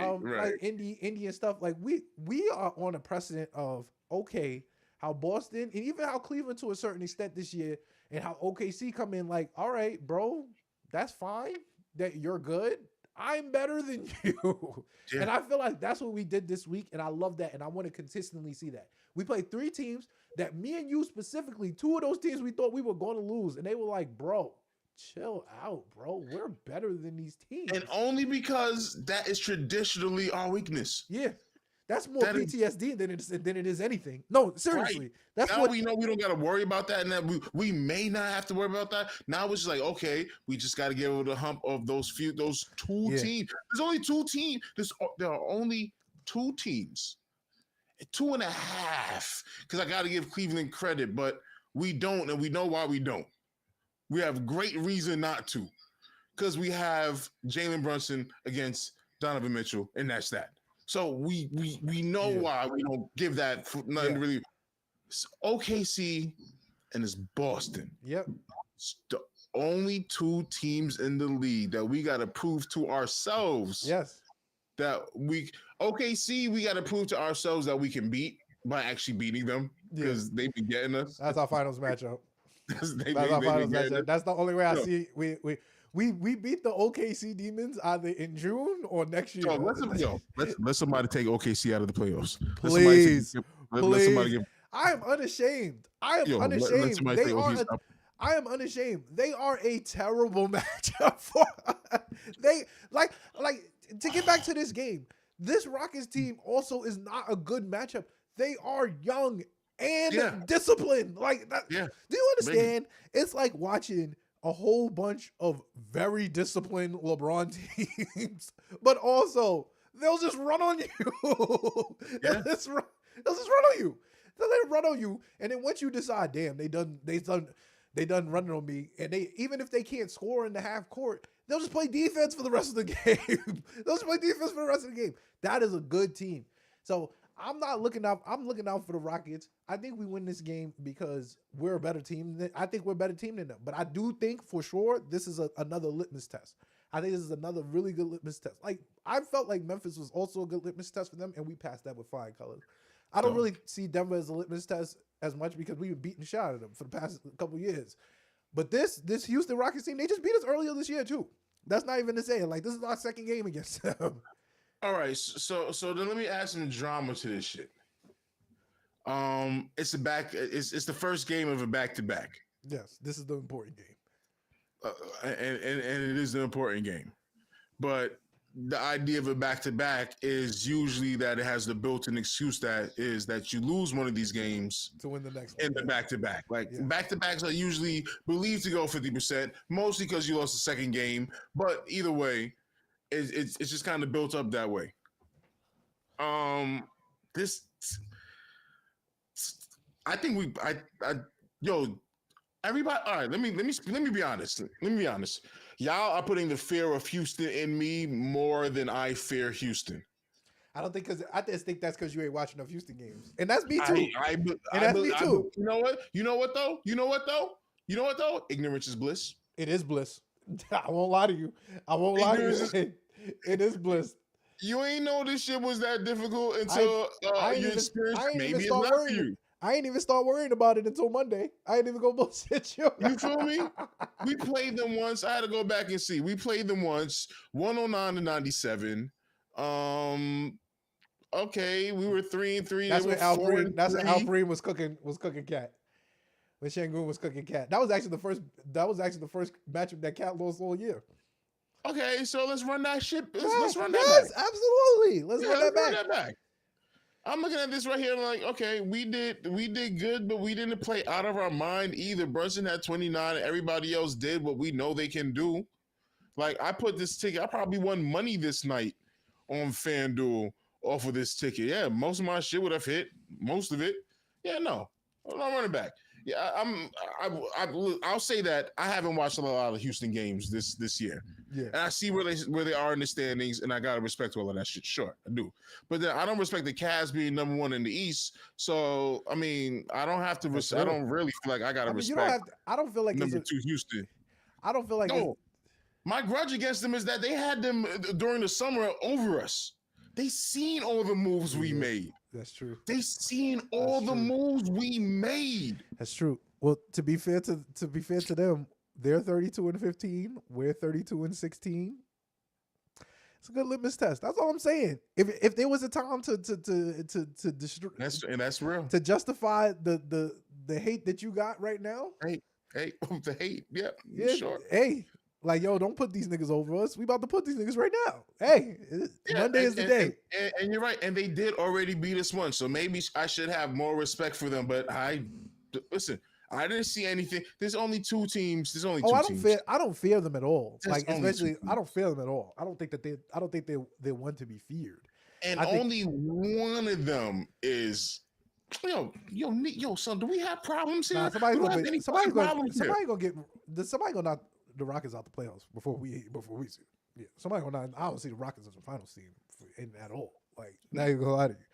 Somebody get them out of here. Somebody will get them out of there. OKC will get them out of there. OKC will definitely get them out of there. Hey, I just need Luka come back healthy. Get them OKC boys out of there, Luka. Definitely get them out of there. Get them OKC boys out of there, Luka. Yeah, come on, Luka. Come on, we need some magic.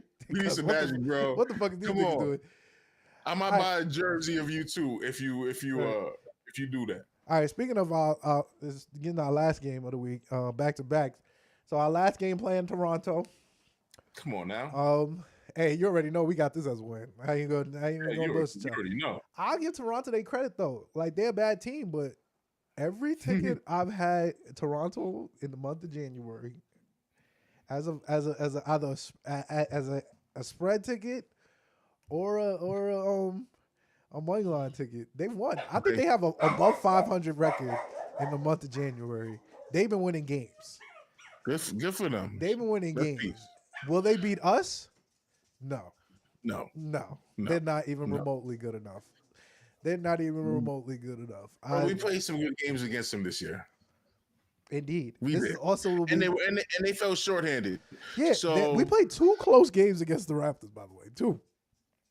Yeah, one blowout. And there wasn't a lot of IQ in those games. We had them in the last game, did we not? Yeah, we did. Yeah, but we played them a couple of times since the trade and just haven't seen those two together enough. So, it's gonna be this with it being a back-to-back too. With it being like a trap game. This feels like a trap game. Yeah. It feels like a trap game. That's where I'm at with it, which is fine because the next game is against Boston, and that's all that really matters. If there's a loss to get in, get in. I just need to even it up so I can get the narrative going for the rest of the week, man. That's all I need. Get us about a half game or 1 game close to Boston. I need that energy going. This gonna be that Boston game gonna be a big game behind Boston, ladies and gentlemen. Let me tell y'all. I work in sports media, right? I've been pitching this Knicks Boston game as a topic for the past 3 weeks. How do you sleep knowing there's a Knicks Boston 1 game? I think there is so much energy. And we'll get into that next week because that's technically a Saturday game. This shit is bubbling. It's Yes. just at a low simmer. It's been 4 months. It's been 4 Oh months. my It's been 4 months. god. Oh my god. It's I been gotta 4 ask months. your Celtics rivals, like, yo. It's been 4 months. It's really been Mm-mm. 4 months, by the way. I just want y'all to put you. Wait, They really violated us in my heart. by giving us opening night and then giving us a 4-month reprieve between the games. weighing on my heart. All this time, like, oh my god, man. That was triggering. Yeah. So we'll get into that next week. But yeah, I got us with another 3-0 week. I feel confident in our 3-0 week. I think we'll do really well against the Lakers tonight.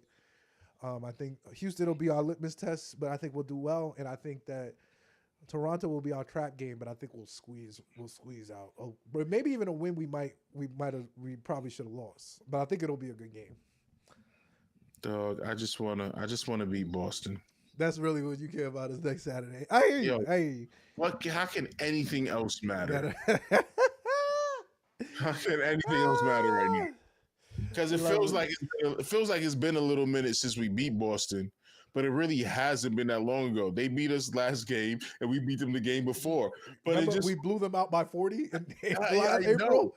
Yeah, I know. No Julius, by the way. Oh, we was up 30 in 3 quarters, and then they cut it down some later on because the bench gave up some. But either way, we were smoking them. We smoked them. Yo, it's killing us not playing Boston. It hurts not playing Boston. Yes, indeed. All right. It's time for, you already know, LOL Knicks. The segment where Knicks fans and Knicks haters just say just the darndest things, man. I got one. You do. I'm glad. Oh, man. I'm glad. You got one too, and you're excited about yours. Go ahead. I'm so excited about it. All right. Please. All right. My Knicks for clicks is for the anti-OG Anunoby contingency. All right. So I'm gonna give a little context here. All right. So Josh Hart. I forgot about the context until you said that. Yes. Oh yes. All right, so Josh Hart put out there, maybe we had a little rut in the game, maybe a 2 or 3 game losing streak and whatnot. He said that we have to be egoless and whatnot. We can't have any egos on this team. Nobody said too much about it. Then he reiterated it maybe about a week or so later.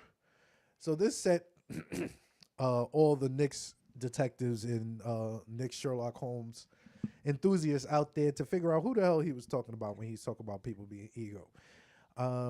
Somehow, some way, the Knicks contingency they came upon the idea that it was OG Anunoby, right? Right. Which, to be completely honest with you, for face value, I just didn't even really give any real energy to it because, as far as I know, OG don't even seem like that type of nigga. That's just like I always say this, right? I was a sociology major when I went to college for my first year. I decided I wouldn't want to be a sociology major, but the main reason why I was a sociology major is because I think people are interesting. I don't necessarily like people, but I think they're interesting. That's fair. So mannerisms is a thing. OG never gave to me discontent, like even if somebody he never really gave to me like, hey, this is me, like this is my team, like I never got that vibe. I hear you. I never got that vibe. I'm not to say I'm right or wrong, whatever, Good, because I disagree. I'm just giving some context into the situation, right? No, that's real. So, in the sense of we get into where we get to now, right? So, yes, OG, prior to his very good week, I think he even said it I think it was actually Saturday he said it. He said, he was being candid. And this goes into the fact that I don't think OG is really the niggas to do this. Because, one, if you're like, deliberate and stuff. Like, I think Jalen Brunson is extremely deliberate, right? I think he's very well trained. He's not gonna say anything that you're gonna put out there to the atmosphere and get a whole bunch of clicks and stuff like that. And I think OG's kind of like that too. So he was like, bro, like he was like, yeah, I haven't been getting touches, so I had to put it on myself. Like I had to put it on myself. Like I haven't been getting touches, so I gotta put it on myself to be more aggressive. Me personally, I took that as, yo, bro, I'm out here selling, and I'm either playing mad spooky. I'm playing out here mad, like unsure of myself. So I have to lock back in and be the person that I know I could be. Like that's how I took it. But I'm not an idiot. Once again, like I tell you, I studied people for a year in college. I knew how the streets was going to take this, and sure enough, the very first thing I saw was, oh, the ego person was definitely OG. They're now calling him OG Go. oh God. I hate Knicks Twitter. I hate Knicks Twitter so much. Oh, come on. So I say that to say this, right? Do I think that there is ego in the locker room? Duh. That is my answer to that. Duh. Yes. You got 5 players who have, at the very least, some people have made an argument you should build your franchise around. At least 4 of them. I've heard at least 4, and I'm not even gonna put Josh Hart out there, but damn it, Right. I would build my franchise around Josh Hart. And Josh Hart is part of the like. Josh Hart, yeah. You get what I'm saying? Like, so in terms of talent, I give Josh Hart his flowers in this sense, right? And this is why I don't think even the fact that when he was saying the ego shit, right? I don't even think it was meant to be taken as a shot. I think he knows that he is dealing with 4 people that could legitimately be all-star. Oh, we'll use the word all-star caliber, right? And 2 that are MVP caliber. Now, if we're thinking about it on that end, right? The ego in that locker room has to be insane. So to monitor that and to temper that and to even curate that, right? You got to be a special type of person, right? You got to be a special type of person. And I give Josh Hart his flowers for that. And he recognized that. He says, like, yo, bro, I'm a servant to these dudes. Like, I got to make sure that they good. I got to make sure that if somebody is looking a little, is looking a little crazy or like feeling a little type of way, like he could have said, like, yo, OG feels some type of way. OG might even like what you're saying, like maybe OG exudes that. I'm saying it in the sense, like, I don't think he will be the person to be like, yo, I'm feeling some type of way. I think he is. I don't think that he is at all. Like, and I think we could disagree on that. But I don't think he's the type of person that's like, I feel some type of way, right? I think his summer showed us that he could be. Saying that he wants the ball more, he wants to be more of a figure and a centerpiece of the offense. Knowing what was coming in, if he's in the negotiation, he's being told the future of plans of the team and all of that. But you have to not to cut you off, but you have to also, even in that negotiation part, I put that in a grain of salt because we got called Anthony Towns 2 days before training camp started. So if I'm looking at it, they told him that was the plan, huh? But I think they told him that was the plan. And it's the summer now. So I think he's sitting there. He's like, why should I sign with you long term? What are you going to do to make the team better? How much you going to pay me? What's going to be my role in the offense? I feel like those were. But but I also think that he has to feel like he has to feel. And knowing Cat was coming, said, I still want to be a centerpiece in this offense. Yeah, but even that, right? I don't think he's wrong. I think that of course not. I think that him being the fact that this works, and this is my overall point, because they're all the centerpiece. Yeah, they're all the centerpiece. And at any point in time, and I think that's the selling point to OG Anunoby, and even in the fact that he said like, "Yo, I'm not getting touches," because to get on OG, to give OG his props, the Knicks are 53-19 when he plays basketball for us. So That's why I think if I'm his agent, I'm his agent, I'm like, hey dogs, maybe he needs to get the ball a little bit more. And to his credit, they gave him the ball. Yeah. And he did This things. week at least. And to his credit, even to this week, he's had good weeks. He's had great weeks. Yes. This is all a work in progress. That's my whole point to Nick's Twitter. Like, this is all a work in progress. That's fair. There are going to be times when OG feels like he's not getting touches. There's going to be times, like, perfect example, bro. They put Cat back in the game. I'm 30. You think that was a Tom Thibodeau decision? That was Karl Anthony Towns. And I'm telling you this, I promise you, Cat was like, yo, everybody got 20, bro. Right. I was 20.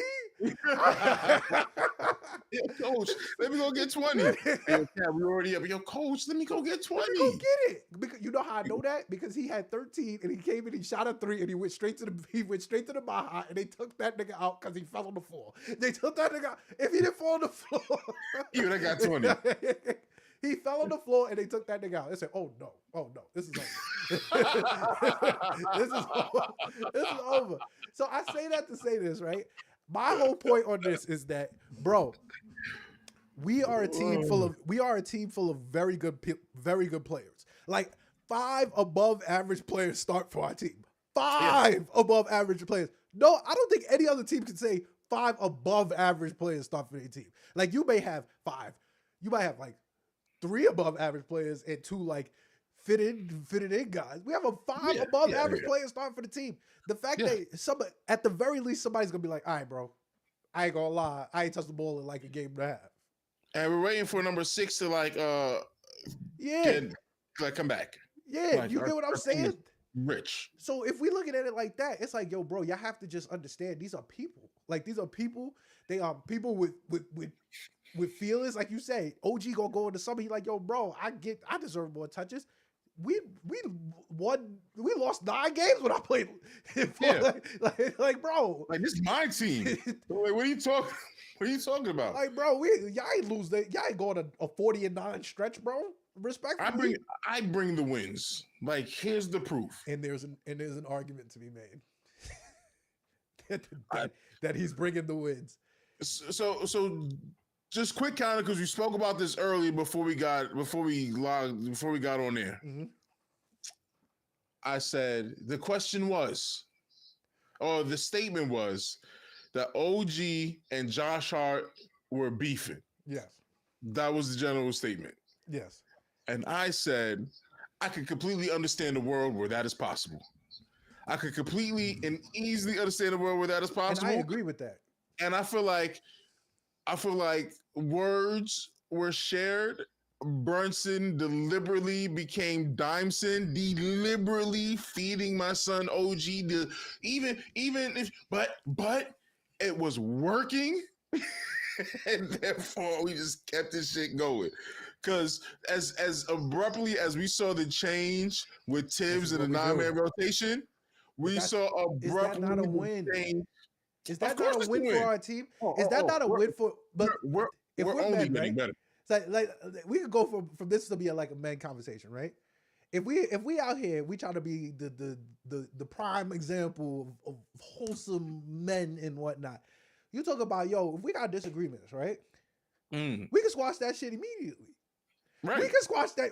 This team, like my whole point is that this is a non-story. Like this is a non-story. Like this is just something that you. This isn't a thing. This is just something that comes up during the width of a season. Like somebody's getting froze out. All right, bro, that was 2 weeks ago. Now you had a 27-point per game week. You're fine. I got you, son. I got you.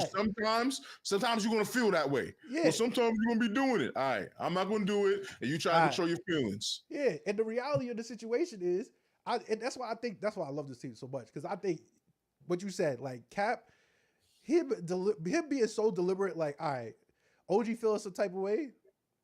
He ain't even the problem is we don't take no offense to it. It's not even no offense. It's like, yo, bro, all right, you feel some type of way back.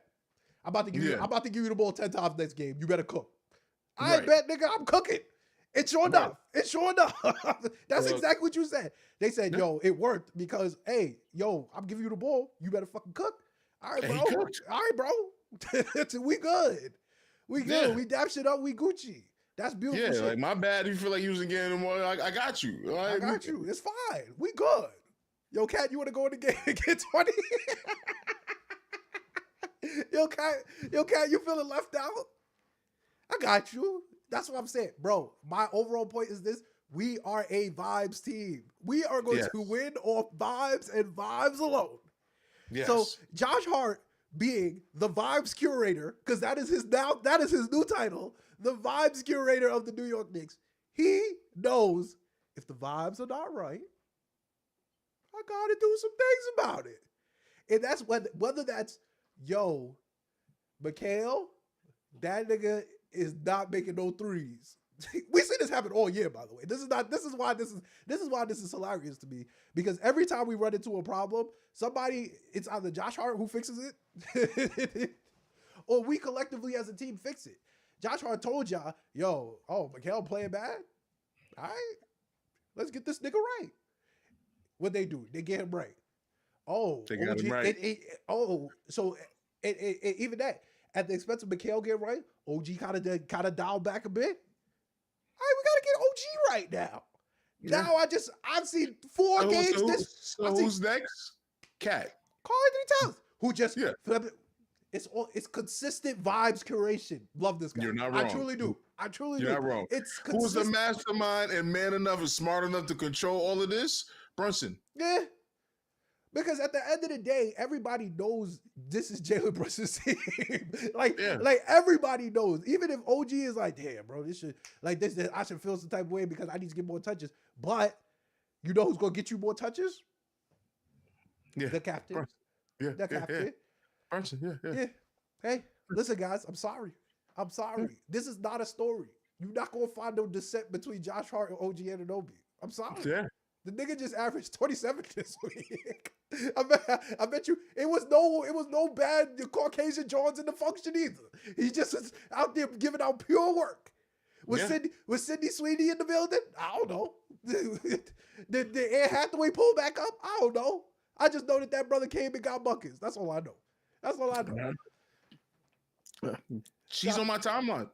This Sweeney chick be all over my timeline. Hey, I don't know why. The universe has put her in my face. Yeah, she cool. Yeah, listen, shout out to my man OG.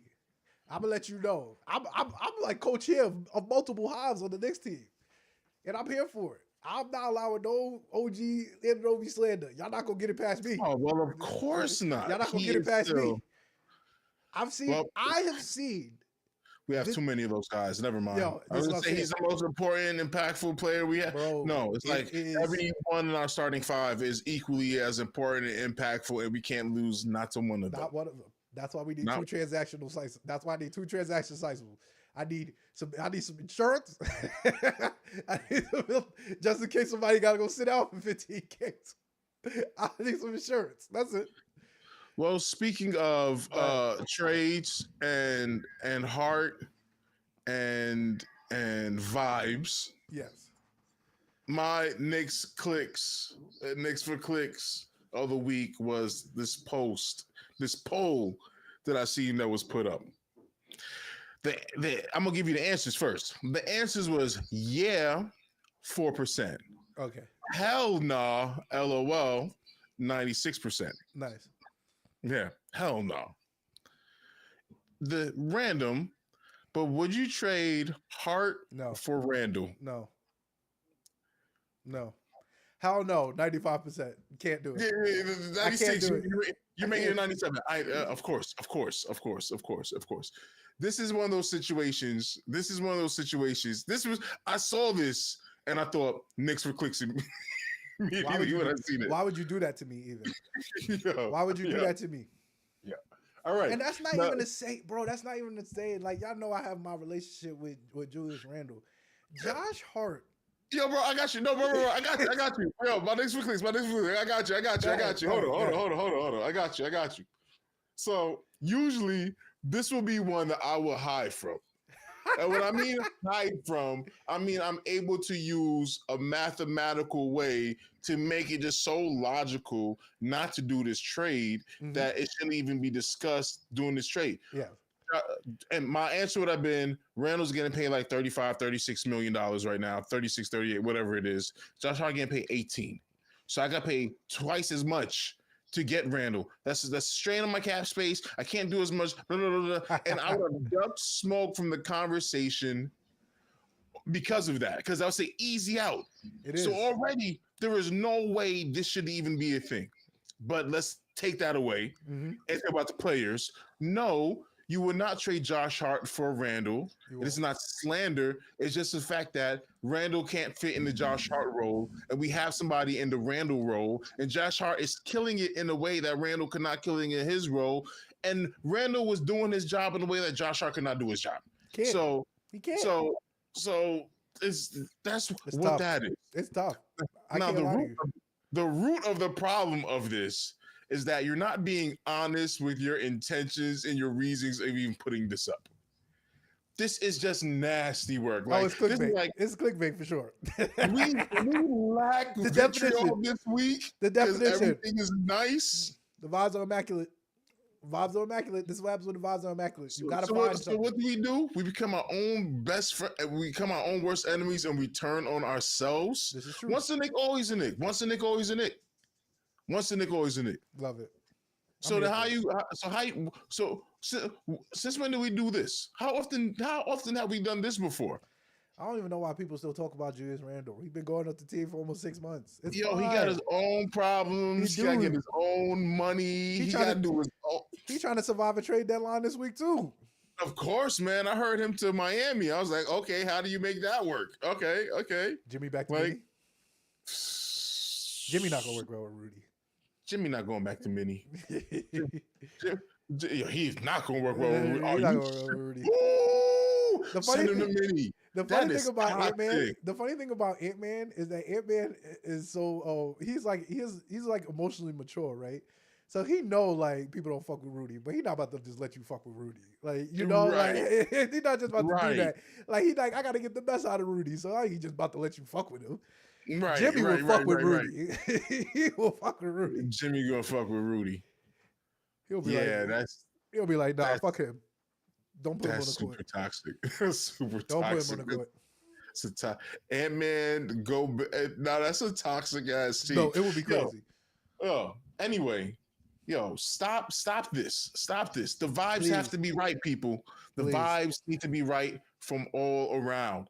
The players and the coaching has seemed to have got the vibes right. Ownership is doing their job contributing to proper vibes. Leon is doing proper vibe management, it seems so far. Yeah. Like he made a lot of moves based off of vibes. Josh Hart being here for a first round pick and Reddish is because of pure vibes. A vibes move. That's pure vibes. Pure vibes. This whole vibes. Shout out to Leon, man. I can't thank this man enough, bro. You can't do it enough. He just got all the vibes. He just understands this shit is about vibes, bro. I'm sorry. I'm so maybe when in the later episodes, like I'm gonna create like a vibes meter. Like, where is the vibes? Are they sensational? Are they immaculate? Dog. Because I'm here. I have the vibes currently at immaculate. They've been sensational before. It's more so. Where do the vibes stem from? Yeah. Is it that Leon brought the vibes? Is Jalen the centerpiece of the vibes, and all the vibes are centered around the Jalen tree? That's a good point. I would even say, when did the vibes become priority? Is the better question. Like when did we say? When we traded Julius Randle. Yeah. That's right. That is literally right. Yep. When we traded Randall, that's when it became priority. You're right about priority. That. Yeah. But they were like, we're a good team, but the vibes have to be. It can be immaculate 24/7. Cat is on a team where nobody on the team is going to call him soft. This is what I'm saying. Nobody's going to question. He's be able to talk. He can talk about his feelings on this team. Josh Hart look like he will listen listen to his problems. I'm so glad we still on Knicks for Clicks. Oh, honorary Knicks for Clicks. Honorary Knicks for Clicks. Oh, I gotta talk about this. I'm so sorry. Draymond Green hating OD with the random stray. Oh my God. Hold on, let me find it. Random stray as we cooking the nuggets. Draymond always got some shit.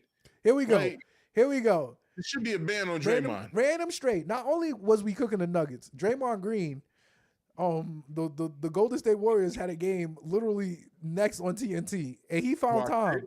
Yeah. I'm gonna give you out a timestamp right now. 9:26 p.m. 29:25. So that was Thursday. Draymond Green at Money 23 Green. Cat in a full front on Joker. Even if you win the game, it don't matter. You will never hold the respect from an opponent to win at the highest level. Pride must make you sit down and guard. Even if you give up 40, winning is a mindset in order to win a championship. You have to win. You have to win the mental edge. That's why only a few guys per era win all the championships. They understand that thing. So niggas was like, yo, that's real hate. Then he came back and said, looking forward to not reading comments from a bunch of clowns telling me they don't know what I'm talking. I don't know what I'm talking about. If you already did, paint your face. I want you to know this was unprovoked. Unprovoked hate. Unprovoked hate from your boy. Yo, don't give him your clicks, America. Yo, don't give him your clicks. I can't lie. I cannot lie to you.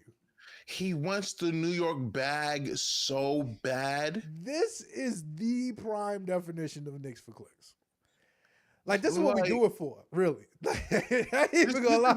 This is the point. This is what we do it for, really. Like, I feel no way you jumping in with this Knicks for clicks. Like, this one, this is. This is what we. I couldn't believe I forgot it. I'm not even gonna lie. I couldn't believe I forgot it. It was when you said Cat. When you said something about Cat, I was like, wait a minute. It activated the fact that this nigga let out some unprovoked. See, I want y'all to know, I'm a hater. Like, I tell y'all, I wear my hater rep on my sleeve. All right. So it takes one to know one, right? One thing I cannot stand, though, is unprovoked hate. Your hate gotta have meaning. You know, like, you can't just be out here just hating random shit just to hate it. Like, I hate Miami Heat. There's reasons for that. They took out Julius Randle's shoulder. You get what I'm saying? Yeah. Like, what is your verb? Draymond Green has he played us in a Knicks uniform? Like, has he played Cat in a Knicks uniform? What is his reason for this unprovoked hate of Cat? That's crazy. That's crazy hate. I can't even lie. It got nothing to do with Cat. Actually, in the thing you just said, I didn't hear you mention the word Cat. It was the first word I said. Was it? Cat in a full front on Joker. He's literally talking about the fact that Cat is fronting Joker so that they could throw the ball over Cat's head. That's what he's talking about.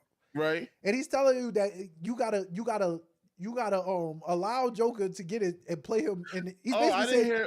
Okay. All right. I'm gonna send you the tweet. So you can see it for yourself. Because to me, it just sounds like the same old Nick hate he just always has. No, this is actually Cat specific hate. Okay. This is actually Cat specific hate. Where he was trying to big up Joker. Mind you, Joker did not play. He didn't play. This wasn't the game. Joker wasn't frying Cat up for you to be thinking like that. Like, he had 40, 30, and 20 on Cat. Like, come on, bro. This is hate. This is unprovoked hate. Oh, I see it now. I thought it was on the timestamp shit. I thought timestamp Cat was in a full front on Joker. I thought that was part of the timestamp. Like, like, this was happening at the moment. And then he just started speaking. I didn't know he actually wrote that shit in the tweet. Okay. I got you. Bro, he just wants New York media don't want you. And we don't even hate you enough. I don't even hate Draymond Green enough to even justify this with a response other than the fact that this is unprovoked. This is unprovoked. Yeah, I don't hate him enough for another team, for another media organization to sign him because at least he gets the engine going. And like, he's not Barkley, he's not Miller, and even Miller shit is played out. But you're not that. You're not Pierce. Like, you told Pierce, like, they don't love you like that. Like, bro. This is not gonna get the response you really want. Like, you're not gonna get the response you need like that. You're not Paul Pierce. Draymond is not Paul Pierce. So even if he hates, you don't even hate to the level of Paul Pierce. You're just chirping. You're not. That's the thing with Draymond, right?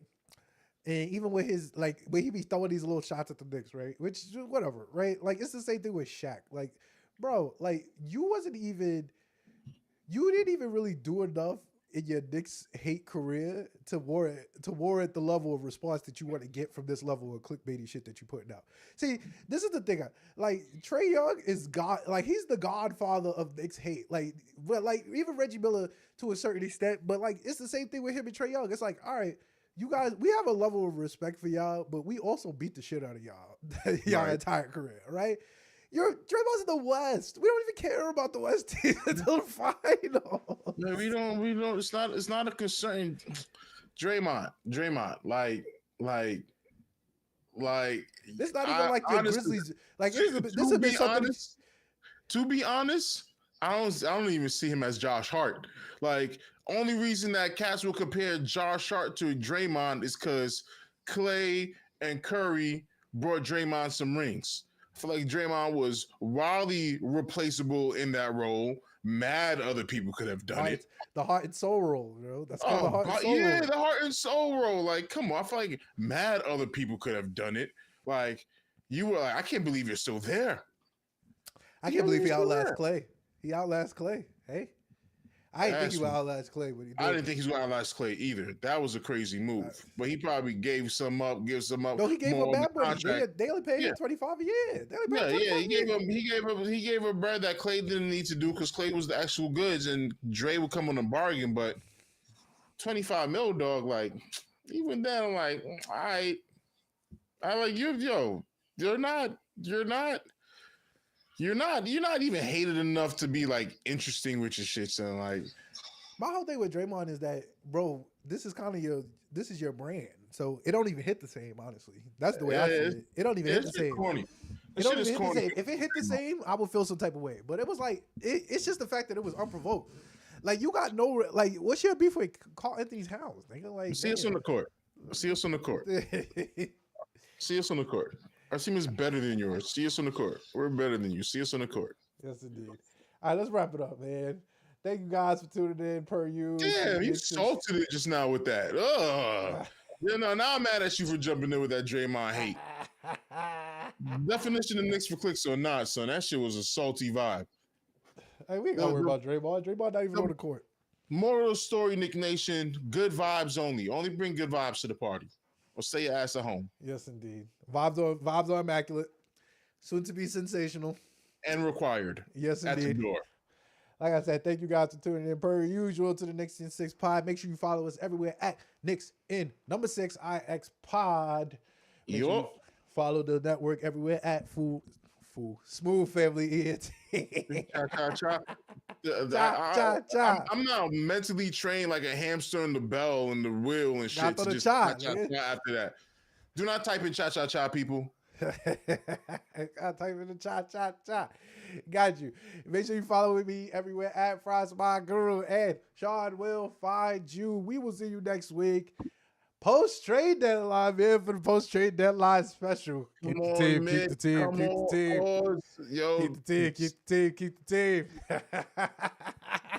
We can make a move. But keep the team. Gotta keep Precious. Gotta keep Mitch. Yes, indeed. All right, y'all. We will see you next week. Peace.